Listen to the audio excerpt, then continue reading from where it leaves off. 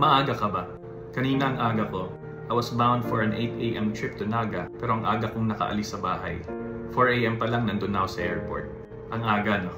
Alam mo, madalas nagra-rush tayo. Parati tayo naghahabol ng oras. Parang always tayong nalilate, nagmamadali, nasistress, napipressure.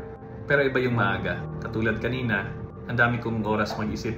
Hindi ako kinabahan, tapos marami pa akong nagawa habang nag-aantay. Siguro ito yung challenge for us. Agahan na natin, huwag na tayong last minute. Pagkakasakit tayo niyan, tataas ang blood pressure natin. Marami nagsasabi na mas creative sila pag last minute eh.